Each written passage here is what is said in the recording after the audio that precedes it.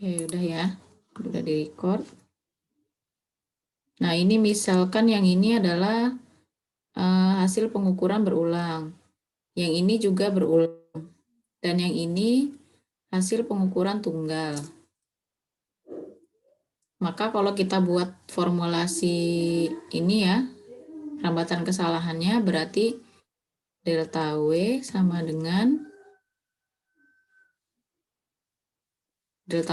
dengan berapa? Oh, nggak muncul ya.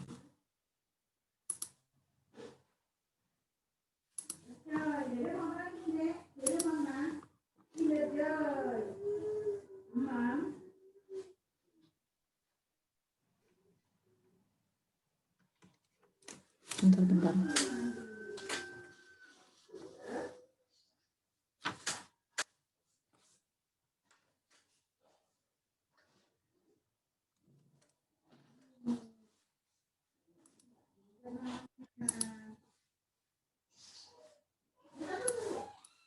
Ini kayaknya sinyalnya kurang stabil. Suara saya jelas nggak? Suara Ibu ada, cuman ibunya nge-freeze, Bu. Oh gitu ya. Tunggu. Ini saya matiin dulu ininya kali ya. Videonya. Tapi kalau di saya Ibu layar hitam.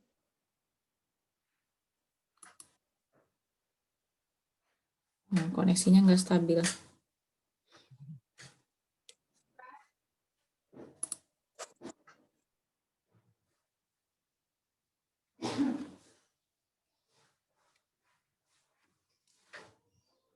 Nah, ini kita lanjut ya. Misalnya delta W-nya itu sama dengan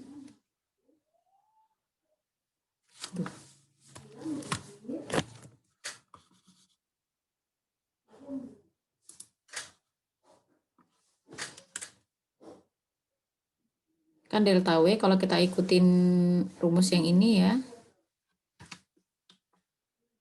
maka delta W sama dengan dW dx dalam kurung delta x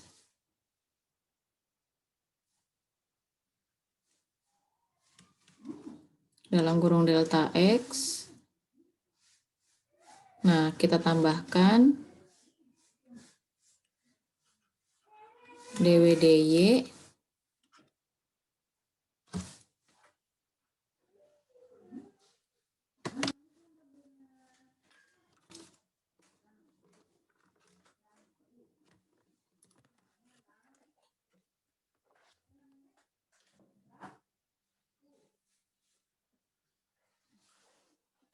Aduh. Kayaknya nih sinyalnya nggak stabil nih.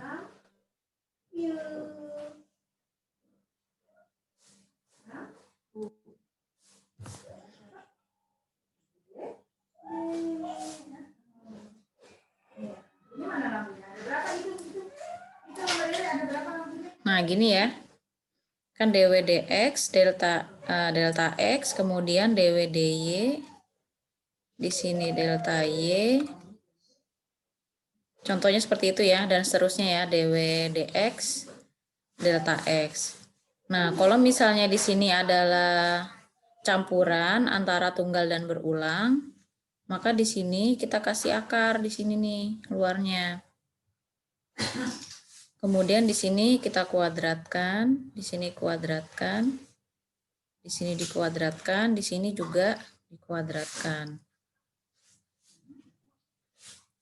Nah, untuk yang pengukuran tunggal, depannya kita tambahkan 2/3. Misalkan yang tunggal itu delta X ya, maka depannya kita tambahkan 2/3. Jadi seperti itu. Jadi fungsi 2/3 ini kita tambahkan untuk yang bagian pengukuran tunggal.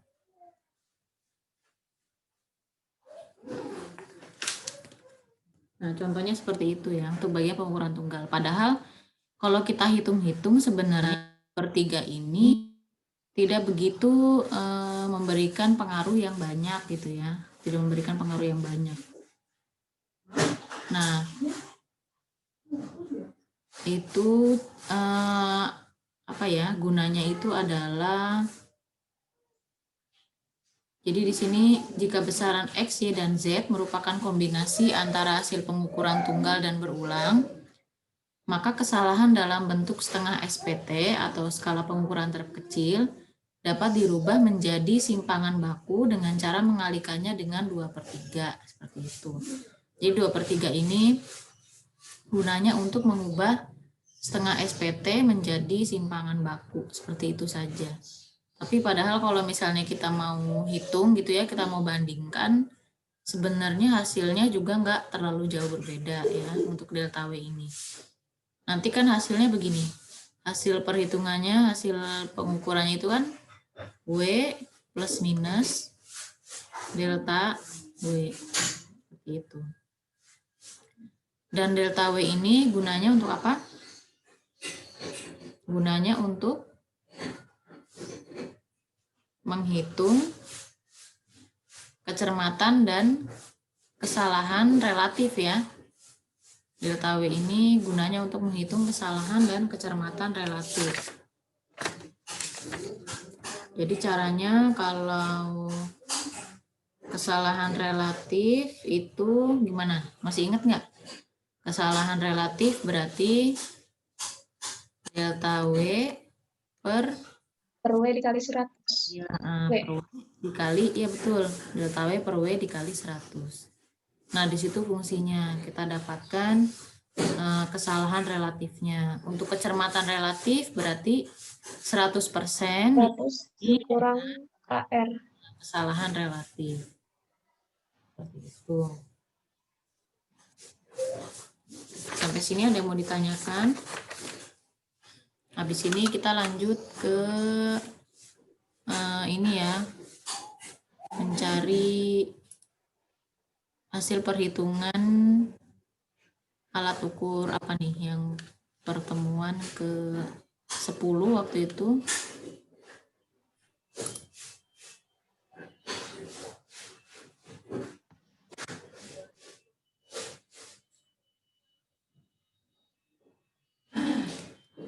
Untuk mata kuliah praktikum fisika sudah sampai perhitungan data.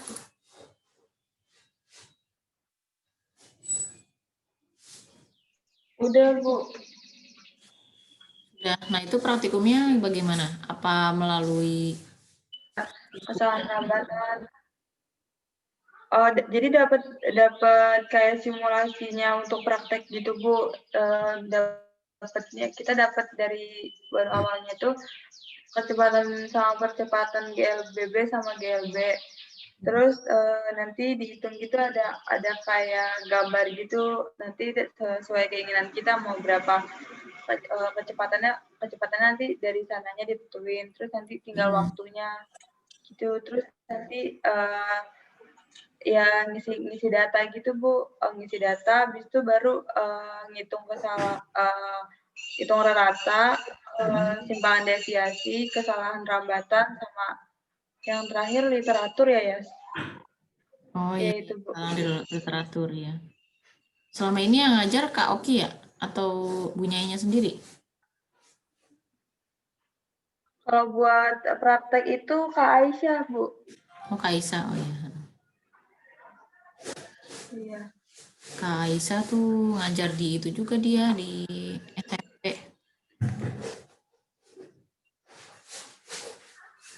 Kalau kadang ngajar di SMP dulu.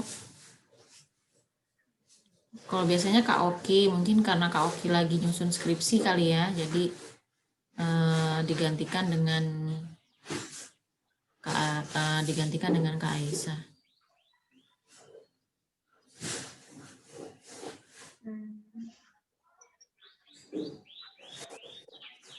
Tunggu bentar nih, agak loading.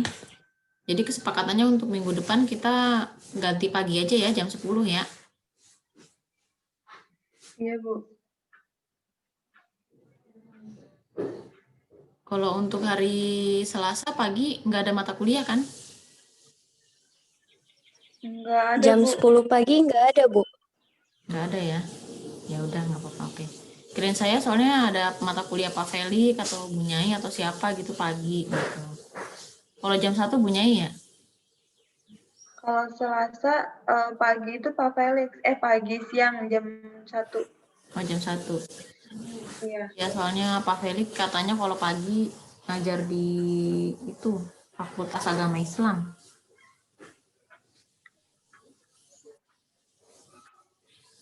Nah ini untuk yang alat ukur berat ya.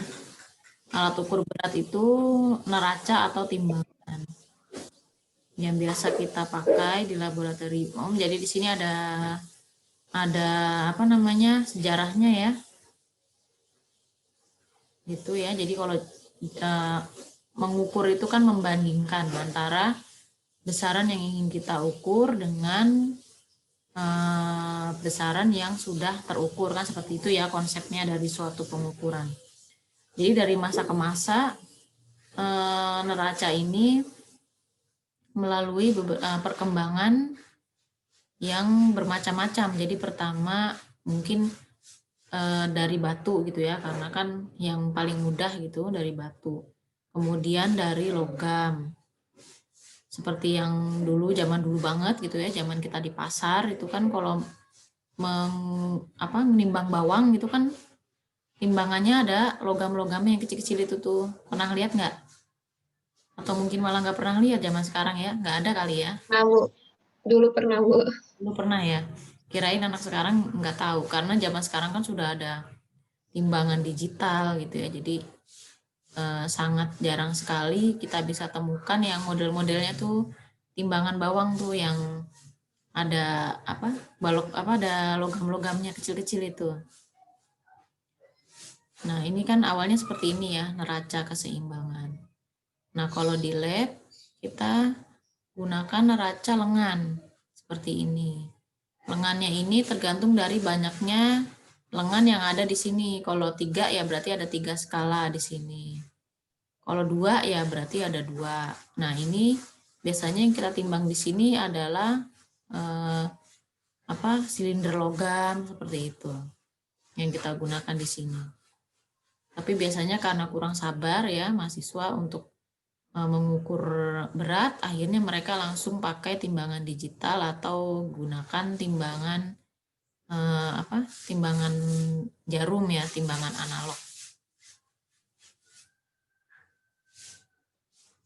Nah, kalau yang ini kita tidak gunakan. Nah, ini contohnya ada timbangan berat badan, kita tidak pakai di laboratorium. Ini timbangan elektronik, timbangan elektrik. Nah, kalau yang ini adalah timbangan kimia. Waktu itu kayaknya Ibu pernah menjelaskan ya, untuk timbangan kimia ya. Pernah, Bu. Ya, timbangan kimia ini.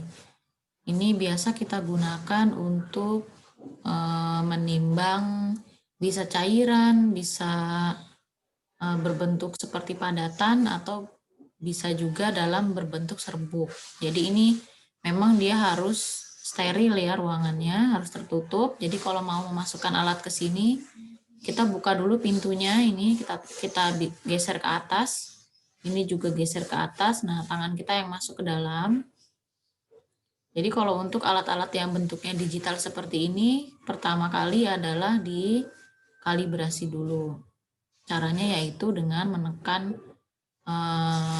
tombol on atau tombol mode gitu ya, sampai di sini keluar skalanya itu benar-benar 0,00 sekian. Dipastikan dulu ya, jadi sebelum kita masukkan alat-alat apapun ke dalam sini atau sebelum kita masukkan zat kimia apapun, nah di sini harus skalanya 0,00 sekian. Setelah di sini terbaca 0, maka masukkan ya zat kimia yang ini kita timbang masuk ke dalam sini. Nanti baru terbaca hasilnya. Kan dia kan ketika masuk bahan itu kan di sini skalanya itu muter terus gitu, bergerak. Bergerak misalnya tadinya 0,125. Nah, nanti dia bergerak terus 12,7, 128 dan seterusnya. Nah, sampai dia didapat yang sudah tetap gitu ya, sudah pasti, sudah tidak berubah-ubah lagi. Nah, yang sudah tidak berubah-ubah lagi itu adalah hasil dari pengukuran kita. Ini untuk timbangan kimia ya, atau timbangan elektrik pada bahan-bahan kimia. Nah, yang ini adalah neraca pegas. Neraca pegas ini digunakan untuk menghitung berat dari suatu benda yang besar gitu ya. Bisa silinder logam yang besar gitu, kita bisa gunakan alat tersebut. Tapi biasanya ini kalau dalam kehidupan sehari-hari kita lihat biasanya di tukang ikan ya. Tukang ikan biasanya menimbang menggunakan neraca pegas ini. Karena kan gampang ya, langsung digantungkan, langsung dapat hasilnya.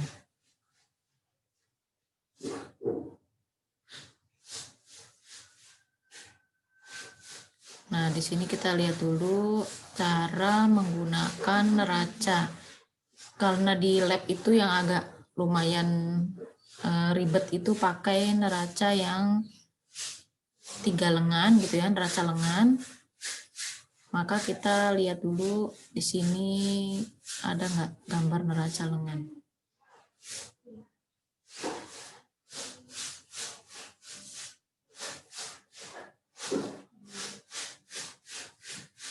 Nah, jadi untuk semua neraca itu harus dipastikan bahwa angkanya itu 0 ya pertama kali menggunakan. Sama juga neraca yang lengan, tadi kan di atas ada ya neraca lengan. Jadi harus seimbang, skalanya menunjuk ke angka 0. Nah, yang ini nih. Biasanya kita gunakan ini ya di laboratorium.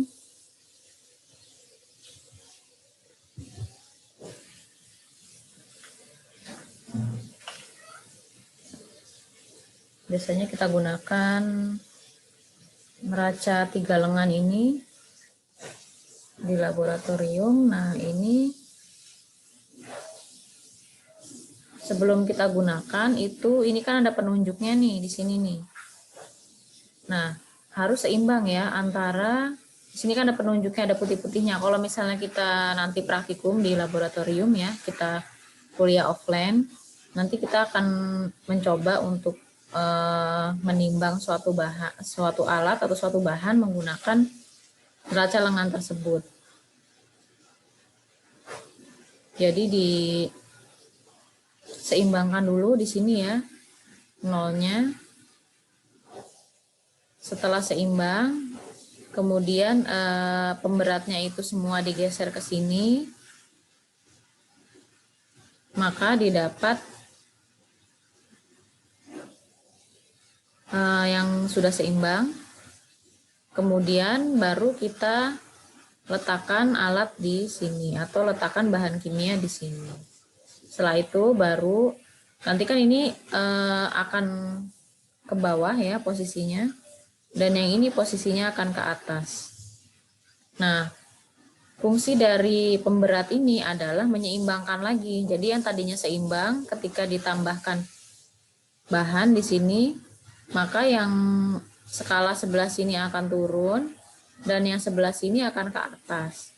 Nah, fungsi dari pemberat ini adalah menyeimbangkan lagi. Menyeimbangkan lagi antara sisi yang kiri dengan sisi yang kanan. Nah, itu kita pertama coba dulu dengan pemberat yang paling besar. Kalau nggak salah itu yang paling besar 100 gram. Jadi kalau 3 lengan itu pertama ada yang skalanya itu 0 sampai 100 gram, kemudian yang kedua itu 0 sampai 10 gram, yang 0 sampai 10 gram, terus yang ketiga itu saya lupa berapa itu. 0,0 sampai 0, 0 sampai 1 kalau nggak salah ya. Jadi yang pertama itu 100, kedua itu 0 sampai 10, terus yang lengan ketiga itu 0 sampai 1. Kalau saya tidak salah seperti itu. Jadi yang pertama kali kita geser itu adalah yang 0 sampai 100 gram dulu. Itu yang kita geser. Kalau dia mentok sampai yang kita inginkan gitu ya, berapa kira-kira, agak turun sedikit, yang bagian kanannya itu agak turun dikit, maka kita berhenti dulu, jangan dipentokin sampai sini, karena kalau kita mentok sampai sini nanti dia akan turun banget gitu. Jadi ambil saja yang kira-kira dia agak turun sedikit, kemudian kita tambahkan lagi pemberat dari yang tengah, yang lengan kedua ya, kita ambil lagi pemberat lengan kedua sampai dia mendekati titik keseimbangan. Kemudian kita tambahkan dengan lengan yang ketiga sampai dia dapat titik keseimbangannya. Nah, hasilnya itu berarti hasilnya tersebut kita tambahkan gitu ya. Misalnya lengan yang pertama kita ambil 50 gram misalnya gitu ya. Kemudian lengan yang kedua didapat berapa misalnya? 6 ya, misalnya 6 gram. Terus lengan yang ketiga didapat 0,7 gram. Nah, maka setelah itu hasilnya kita tambahkan 50 ditambah 6 gram ditambah 7 gram. Maka didapat 56,7 gram. Nah, itu adalah hasil finalnya. Hasil finalnya 56,7 gram. Seperti itu.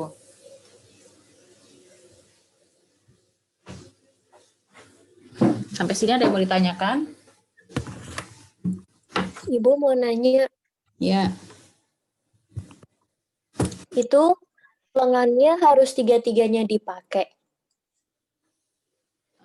Kalau bisa ya, kalau bisa tiga-tiganya dipakai. Tapi kalau sampai lengan pertama aja dia udah dapat titik keseimbangannya, maka yang kedua dan ketiga tidak perlu dipakai, nggak apa-apa. Gitu ya. Jadi Oh iya Bu. ya intinya kan kita akan mencari titik keseimbangan yang ini, ya kan ya. Fungsi dari neraca kan Iya, seperti itu. Jadi seimbang antara bagian yang kiri dengan bagian yang kanan. Nanti kalau kalian melihat secara langsung nanti akan kelihatan di sini nih. Jadi di sini ada garis kayak putih gitu. Nah, yang sebelah kanan juga ada garis putih. Dan itu garis itu harus sejajar gitu ya, harus sama gitu. Nah, itu disebut dengan titik keseimbangannya. Kalau misalnya satu lengan saja dia sudah menunjukkan seimbang, ya berarti yang dua itu tidak perlu dipakai. Karena di sini juga neracanya ada yang 3 lengan, ada yang 2 lengan juga gitu. Tapi yang sering kita jumpai itu yang 3 gitu, dengan 3 skala. Seperti itu ya. Jadi alat ukur massa itu kan macam-macam sebenarnya. Mulai dari yang sederhana sekali sampai yang sangat canggih sekali gitu. Jadi sebenarnya tergantung dari benda apa yang ingin kalian ukur gitu. Kalau misalnya bendanya memang sangat-sangat harus teliti sekali, misalnya kayak zat kimia begitu ya. Zat kimia dengan harga yang relatif mahal gitu kan, karena zat kimia kan untuk yang skala lab itu kan harganya mahal gitu. Jadi kita kan tidak boleh untuk menghambur-hamburkan bahan tersebut. Oleh karena itu, kalau misalnya mau nimbang kan harus sangat hati-hati sekali menggunakan timbangan digital yang seperti tadi, yang seperti Ibu terangkan sebelumnya. Nah, itu memang sangat teliti sekali. Sampai di belakang koma ini sampai 3 digit, sampai 3 sampai 4 digit di belakang koma. Nah, kalau untuk neraca lengan ini biasanya kita pakai untuk menimbang silinder logam, misalnya gitu yang kecil-kecil, atau apa beban-beban kecil pada praktikum kecepatan-percepatan atau pada praktikum pesawat Edward. Nah, itu biasanya kita menggunakan neraca ini. Begitu. Jadi tergantung dari bahan apa yang ingin kita timbang. Sampai sini ada yang mau ditanyakan?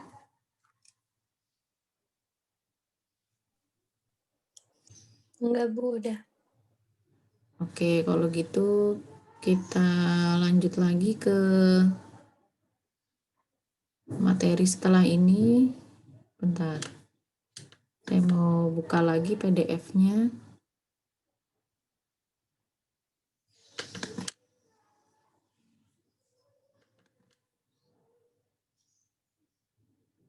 Yang pertemuan 11 kemarin sempat dibahas belum ya? Dia sudah sempat dibahas lewat Zoom belum ya?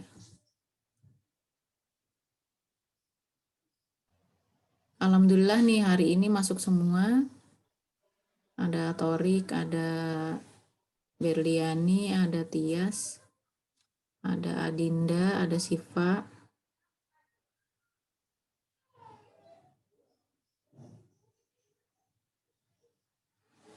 Termometer belum ya, belum sempat dibahas ya.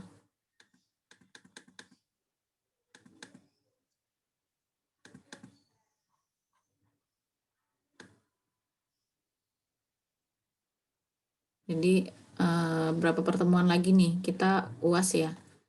Minggu depan, berarti minggu depan terakhir ya? Minggu depan pertemuan terakhir sebelum UAS ya berarti ya? Atau ada satu pertemuan lagi?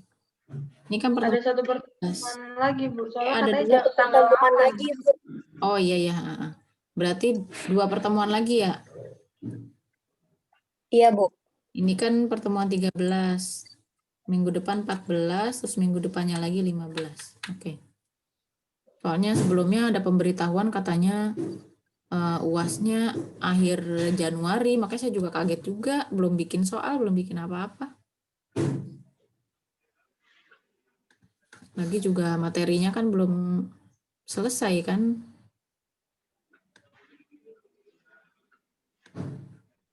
Oke, ini kita masuk ke pertemuan yang ini, pembahasan pertemuan 11 ya.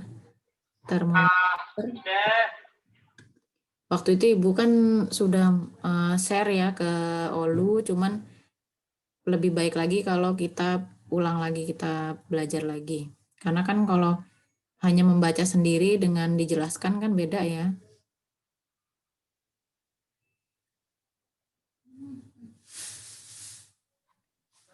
Iya, Bu.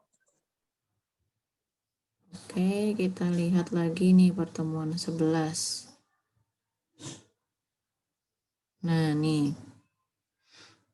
Apa udah kelihatan? Udah, Bu. Oke, dibaca dulu ya termometer. Jadi ini ternyata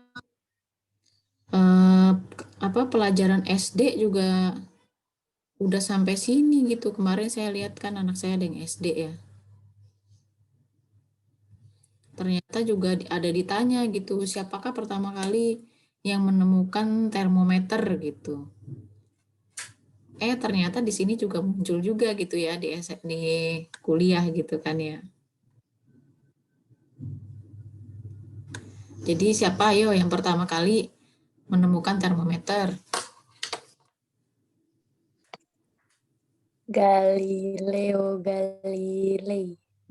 Iya betul. Pertama kali yang menemukan termometer, bukan menemukan sih, tapi mungkin apa ya, yang pencetus gitu ya, yang mempelopori pembuatannya itu adalah Galileo Galilei tahun 1504 sampai 1642. Kira-kira tuh tahun segitu Indonesia lagi ngapain ya?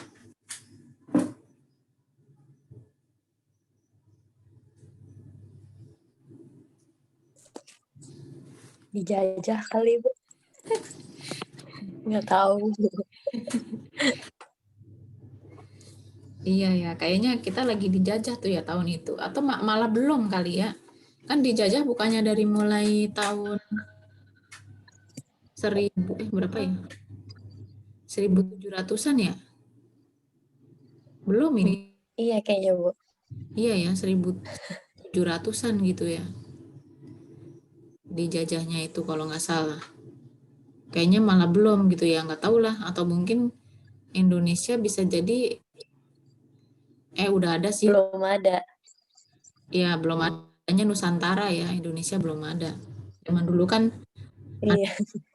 Nusantara terdiri dari beberapa banyak negeri gitu ya di Indonesia kita ini. Saat itu Galileo Galilei ini sudah menemukan atau sudah mempelopori adanya termometer. Itu masih ingat nggak Galileo Galilei ini berasal dari mana?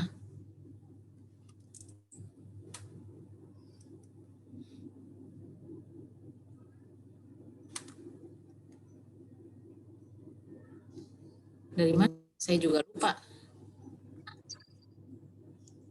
Nggak ada, Bu, di teks, Bu. Nggak ada ya. Dari Yunani atau dari mana gitu, ada yang tahu nggak? Enggak, Bu. Pokoknya ada di salah satu ya negara di Eropa sana ya, kalau nggak salah. Ya nanti coba ditanya, dicari lagi.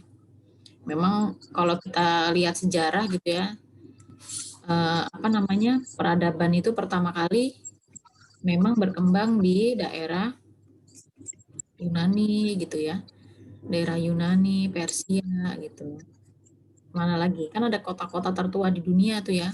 Suriah itu termasuk kota tertua di dunia yang pernah dihuni oleh manusia gitu. Tuh kalian harus tahu tuh mengapa. Jadi jangan heran kenapa kok di sana bisa lebih maju daripada kita ya, karena memang peradabannya di sana lebih duluan gitu ya. Mungkin bisa jadi di saat di sana sudah banyak penghuninya, di sini belum ada satupun orang yang tinggal di sini.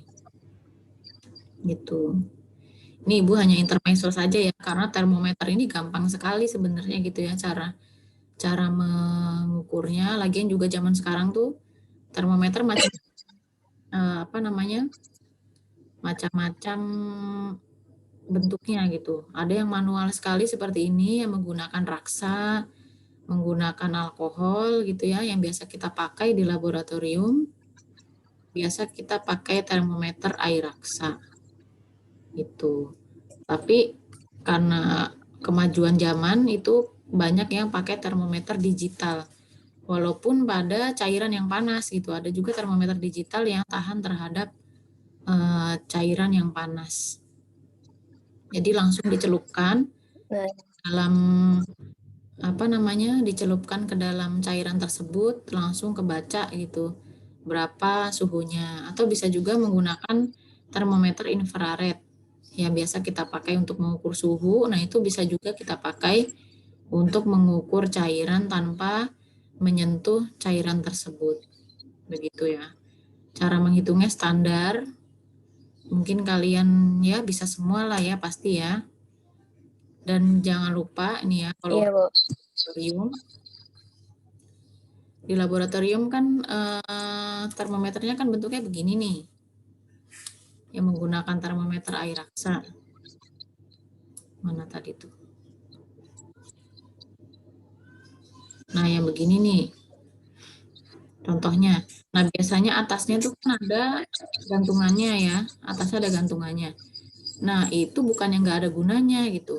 Gantungan itu adalah untuk meletakkan tangan kita ketika memegang termometer tersebut gitu. Jadi ditaruhnya di tangan kita, megangnya di sini, jangan megang di bagian badan termometer tersebut gitu. Kalau misalnya kita megangnya di sini, nanti suhu tubuh kita ikut kebaca gitu. Jadi yang dipegang adalah ujung sebelah atas. Oke ya. Dan untuk yang kita celupkan ke dalam cairan cukup sampai sini saja. Nih, sampai sini sudah cukup kita bisa masukkan ke dalam cairan. Tidak perlu dicelupkan semuanya. Atau tidak perlu kita celupkan sampai dasar wadah cairan tersebut. Jadi cukup di cairannya kita masukkan sampai sini. Untuk cara pembacaannya ya standar, tergantung dengan skala yang kita lihat ya. Di situ kan sangat sederhana sekali ya, bisa kita tanpa keahlian khusus kita bisa membaca skala dari termometer tersebut.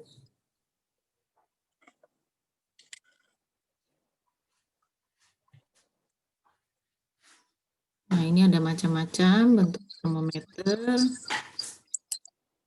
Kita bisa baca sendiri.